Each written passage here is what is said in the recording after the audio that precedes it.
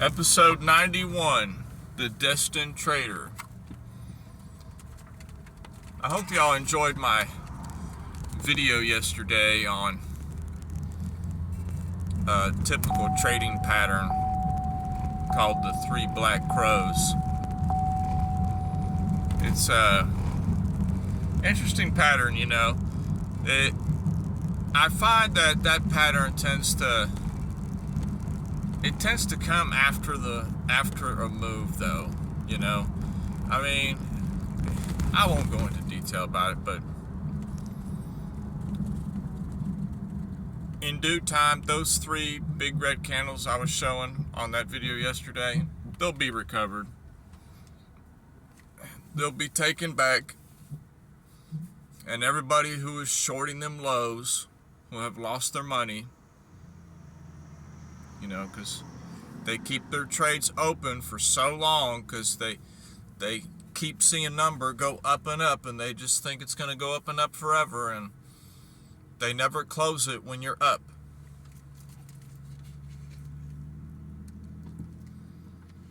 And that can be a difficult proposition too, is when to close your trade.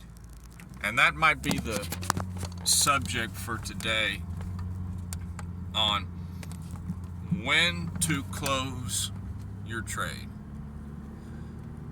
You close your trade whenever you want to close your trade. You sell off your position whenever you want to get rid of your position. That's up to you. Nobody can tell you when to buy something or sell something. We're all adults. You do what you will. I'll tell you when I have the most success is when as soon as I get that feeling of, oh, this is going in my favor, great, I generally will just tend to close it. I don't care. If it's up, I'm closing it. Take it. If they're offering it to you, take it. There will be something later.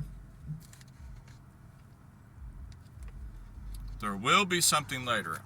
The only thing that I can promise anybody that is into trading or investing, the only thing that I can guarantee is that there will be another position to take. There will always be another setup.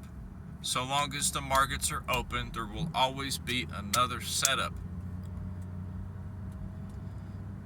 Listen to me. I'm telling you. I don't know who needs to hear this, but there is going to be another setup. Price be damned. All right? It matters not to me whether something is trading a penny or something's trading at $200,000. It doesn't matter to me, the price of something in that respect. Is there a setup to be had? A movement to be made? Make money on the movement. Make money on the traps. That's it. That really kind of goes to people that are veering more on the trading part of their career more so than the investments. But it still can be applied to your investments. You know, if you find yourself, you know, getting all nice and cozy on a position, on an investment, but you can kind of see a trap forming, why are you still gonna hold it? It's like you're just begging them just to take you out. Here's an example. you bought 100 shares of something for $1. You bought 100 shares of this company for $1. Their stock price was $1. Their stock price is now worth $4. So great, you made a great investment there, my friend. You made a great investment there. Your $100 is now $400 right there in the marketplace. There it is. Good job. You knew that company was viable. You didn't know, but you did your research and you had a little faith and believed, okay, this is a good company, and they're putting out good numbers. They're growing year by year. So now your 100 is $400. Okay, that's done. But when you're looking at something and you can see, perhaps you start looking at it on the chart and you see that, oh, well, it's looking like they're kind of making this bearish pattern, so to speak, now. It's awfully high, and they're kind of making this giving a lot of bear signals here, Just close it. Why are you going to keep it open? Because you think that the value of that stock is going to go from $4 to $40? It could. It very well could. But you're looking on the chart and you see a trap forming that they might, a bearish trap forming that they might want to take price down lower, and not pay all those people that made money on the way up and take money from all those people that thought they were up. Why are you going to allow that to happen to yourself? That is one of the key factors on why finally, after so many years and in the second half of my life, I finally started to get into learning how to invest for myself. Because,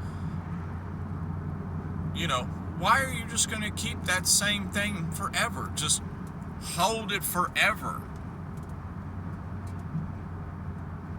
You're just holding it forever. Couldn't you capitalize on the fact that it had reached an all-time high?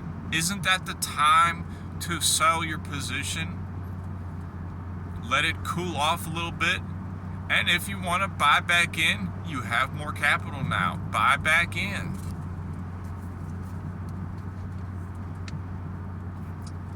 It makes no sense to me. The more I think about it, the more I realize that the markets have a lot more power over the psyche of the world than people think that they do.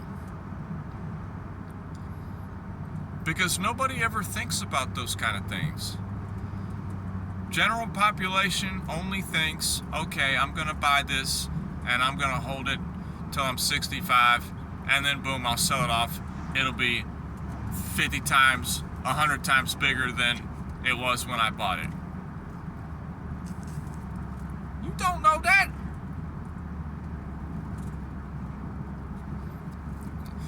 To me, gold, great example to me.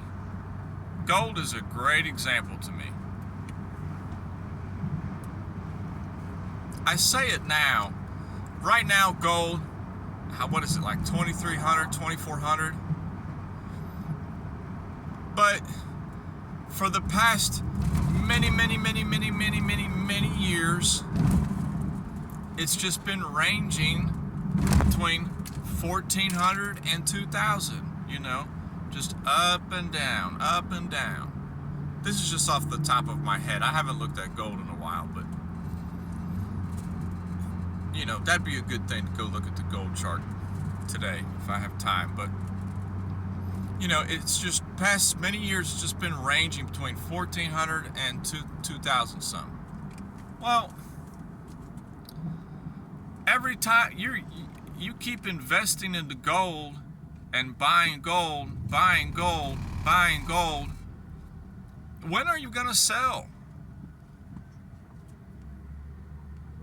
Somebody that bought gold many years ago for $1,400 and then it went up to $2,000, did they sell it? No. They just held it. And then it went back down to $1,400. You know, it's like, what are you doing? What is the purpose? Because I promise you, all the so quote unquote evil stockbrokers and, you know, the quote unquote market makers and these facilitators of these brokers and things, do you think that they're doing that? Do you think that's how they're making money? I mean, think about it. They're not buy and hold. They're buy low, sell high. I mean, I'd be beyond myself if I kept investing in gold. And, you know, okay, I have an average of $1,500 for gold. That's my average. That's my average price over all the gold I've bought in all these years. My average price is $1,500. When am I going to sell? What am I waiting for? Am I waiting for it to go to $50,000 an ounce? Because I think some people are. Some people, they're just not satisfied with any number. And that's the point I'm trying to make here is, when are you satisfied with a position in order to close a position? If you're up, go ahead, take the money. There's going to be another opportunity later. Stop dreaming about the future and this projected price and that. Unless you have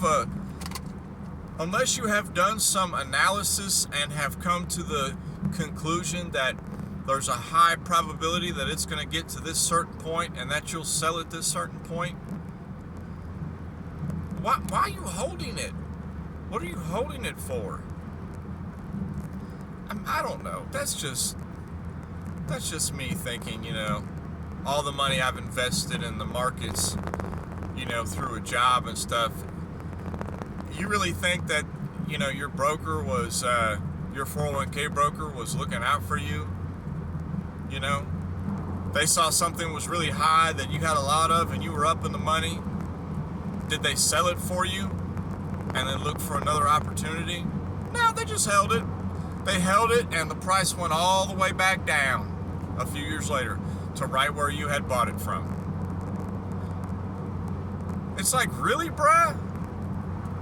You know, you bought something in 2015, 2018, it's a lot more valuable now. It's gone up 30%. Why is your 401k broker not selling that position off? That's a lot of money. Why are they not selling it off, putting it on the side, and then looking for something else on, you know? Do you know what I'm saying? Because that's not how they operate. They're not trading for you, okay? They're not looking to buy low and sell high for you. What they're looking for is a little bit different. What they're looking for is to safeguard your money.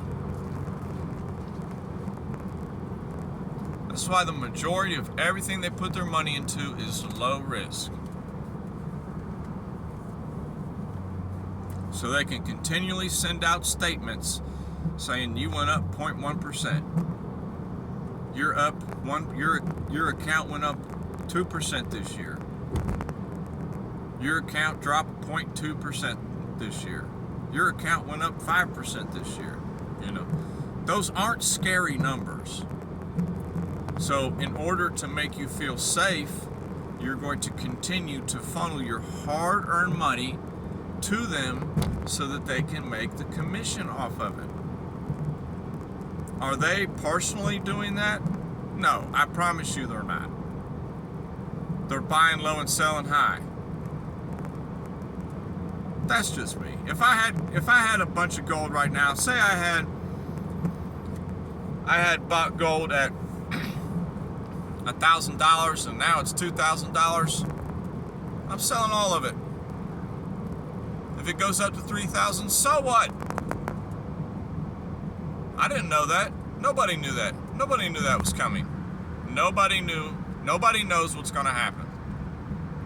That's the key. Nobody knows what's going to happen. Stop holding your things forever, you know. If you are even remotely satisfied with what you got in a position, take it. That's just all I'm saying, you know. I'm sure there's a lot of people out there that have been up in the money so many times and they never paid themselves. They never closed it because they always wanted more. They thought it would go farther. They thought they would get more out of it. What are you doing? If I'm